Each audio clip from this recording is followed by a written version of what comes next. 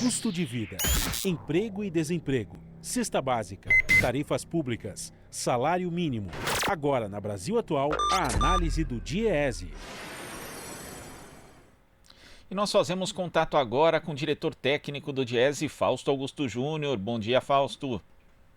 Bom dia, Glauco. Bom dia a todos. Fausto, na semana passada um grupo de economistas de renome internacional, incluindo aí Thomas Piketty, Joseph Stiglitz, fizeram uma proposta de reforma tributária global. A gente sabe que aqui no Brasil temos até uma reforma tributária, um arremedo de reforma tributária em discussão, mas que na prática só foca na questão da simplificação dos tributos e não no que talvez seja o principal do nosso sistema tributário, que é a questão da regressão dos ricos pagarem proporcionalmente menos do que os mais pobres. É chegada a hora, justamente nesse momento de pandemia, onde o Estado, de uma forma geral, não só o Brasil, mas outros Estados nacionais também têm problemas com a arrecadação, de discutir uma proposta que seja mais justa do ponto de vista tributário? Não há dúvida, Glauco. Acho que nós já estamos no Brasil há algum tempo discutindo qual seria a reforma tributária. Há um projeto tramitando no Congresso, há vários outros projetos, inclusive, sendo colocados aí pelos partidos de oposição, e acredito que esse seja o momento de a gente fazer um grande debate na sociedade, o que a gente defende como política tributária nesse país. Até então, o projeto aí que foi capitaneado pelo economista, pelo Bernardo Api, tem basicamente como ideia uma reorganização dos sistemas de impostos sobre consumo, né, com a criação do IVA, uma simplificação tributária, mas, na verdade, o que está colocado para nós já há algum tempo é a necessidade de enfrentar a enorme discrepância que nós temos no nosso sistema tributário, que tributa muito mais sobre o consumo do que sobre a renda, e, nesse momento, ele se transforma num sistema tributário muito injusto, porque os tributos sobre os mais pobres acabam sendo sempre muito maiores do que sobre os mais ricos. A pirâmide paga muito mais imposto do que a parte do topo ali da pirâmide. Então, eu creio que esse é um momento oportuno para se fazer o debate, em especial porque no pós-pandemia, eu acho que uma questão está colocada, as políticas públicas são essenciais, a forma de financiar essas políticas públicas passa necessariamente por retirar recursos, sim, dos mais ricos e transferir para os mais pobres. É necessário a gente pensar um sistema tributário que, de alguma forma, equalize um pouco a desigualdade no Brasil.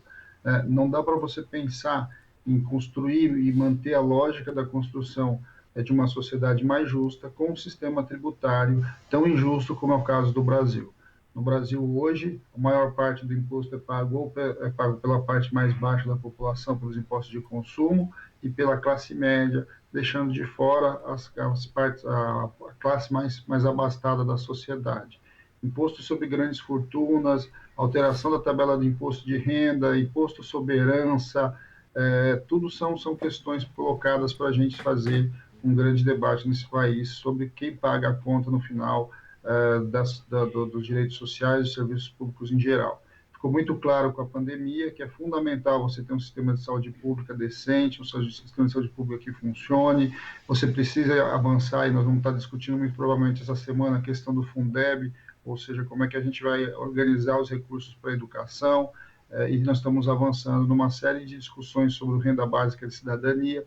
Tudo isso passa para a gente pensar como é que a gente tributa a sociedade em geral e como a sociedade distribui essa conta. É fundamental que, então, a gente abra esse debate.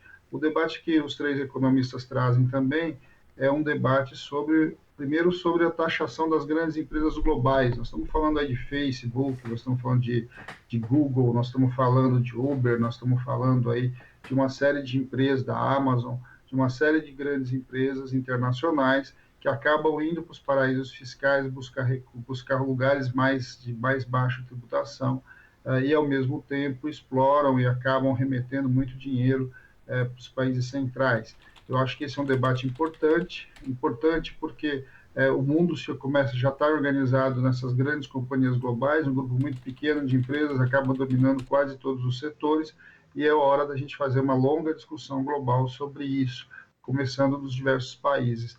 A proposta que os economistas trazem é uma proposta de criação, sim, de uma forma de um imposto global que que pegue com relação a essas empresas e aplicado de maneira global, de modo que essas empresas não possam buscar os tributos e os incentivos de determinadas regiões do mundo.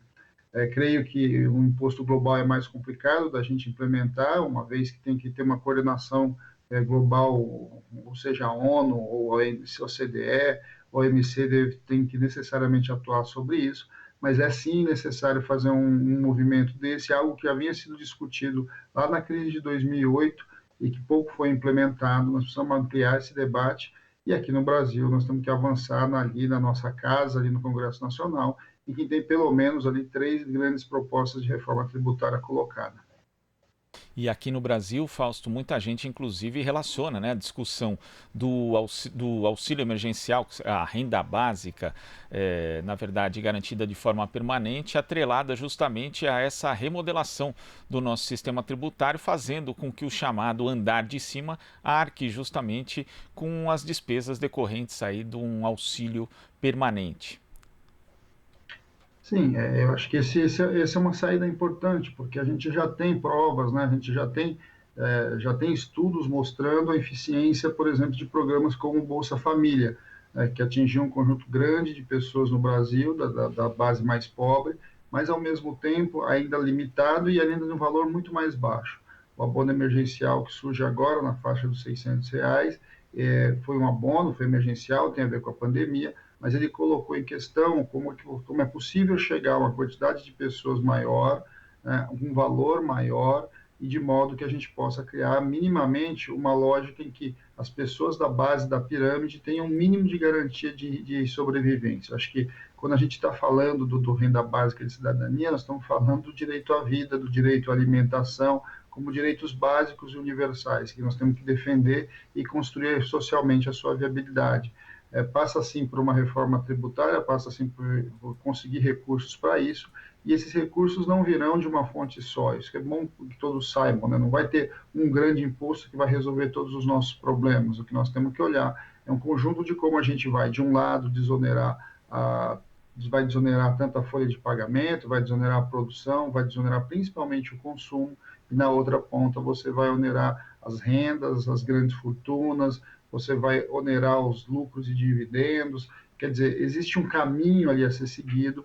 Eu acho que hoje tramita no Congresso Nacional, assinado aí pelos partidos de oposição, a chamada reforma tributária justa e solidária. Eu acho que nós temos que olhar com ela com mais cuidado. Ela ali tem boas propostas, tem propostas que passam não só pelo imposto de grandes fortunas, que ele é só um pedaço, mas passa por tributação sobre herança, passa sobre tributação de lucros e dividendos, mudar a lógica e organização da tabela de imposto de renda. Tudo isso, de certo modo, vai compondo uma nova lógica tributária, que aí talvez a gente consiga encontrar um equilíbrio mais justo. Ao mesmo tempo, Glauco, a gente sabe que reformas tributárias do tamanho que a gente precisa não se faz sem mobilização social, não se faz sem que a sociedade compreenda esse processo e enfrente, em especial, os mais poderosos. Por que nunca saiu o IGF, Imposto sobre Grandes Fortunas? Está previsto na Constituição desde 88. A pergunta é, por que ele nunca saiu? Nunca saiu porque ele incide sobre os poderosos desse país. E os poderosos desse país, eles sempre conseguiram bloquear qualquer tipo de discussão. E sempre com a máxima de que pagar imposto é ruim, que imposto no Brasil é muito alto e que os serviços sociais são muito ruins e etc, etc. Sempre esses argumentos que a gente ouve cotidianamente, inclusive por partes importantes dos economistas aqui no Brasil, acabam bloqueando essa discussão. Mas é fundamental, então, que a sociedade se mobilize, discuta o assunto, compreenda o que ele significa e, a partir disso, nós tomemos decisões importantes. A pandemia é um desses momentos de parada, de reflexão da sociedade, que a gente acredita que pode sim avançar, pode sim levar a uma outra forma da gente pensar distribuição de renda e pagamento e tributação sobre a sociedade em geral. Sem dúvida, sem mobilização vai ser impossível sair uma proposta de reforma tributária mais justa. Fausto, muito obrigado pela sua participação e até a próxima. Até a próxima, Glauco. Bom dia a todos. Bom dia. Conversamos aqui com o diretor técnico do Diese, Fausto Augusto Júnior.